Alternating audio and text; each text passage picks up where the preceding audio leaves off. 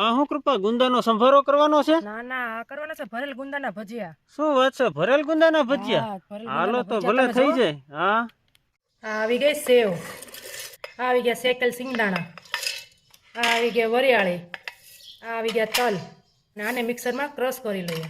આ આવી ગયો પીસેલો મસાલો, હાજી.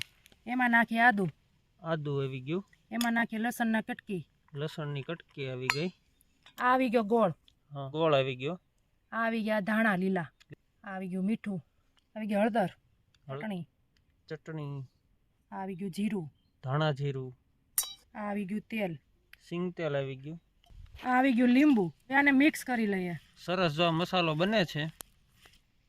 આ જો ગુંદા ભરી લઈએ આવી રીતના. આ જો મસાલાના મસ્ત મજાના મીડા છે ગુંદા ભરાવા, અને આગળ થોડીક વારમાં આપણે ચાલુ થશે ભરેલ ગુંદાના ભજીયા. આ ડોવાય છે લોટ. જો આ ગુંદાના ભજીયા પાડવાનું ચાલુ કર્યું છે. હા, ચણાના લોટમાં બોળીને. હા, ચણાના લોટમાં બોળી હા પાડવાના. જો આ થઈ ગયા છે ગુંદાના ભજીયા પાડવાના ચાલુ, અને આને છે ને એકદમ ધીમે તાપે તમારે સડવા દેવા પડે તો સરસ થાય, નકર છે ને ભજીયું લાલ થઈ જાય ને અંદર કાચા રેલા, અને એકદમ ધીમા તાપે સડવા દેવાના.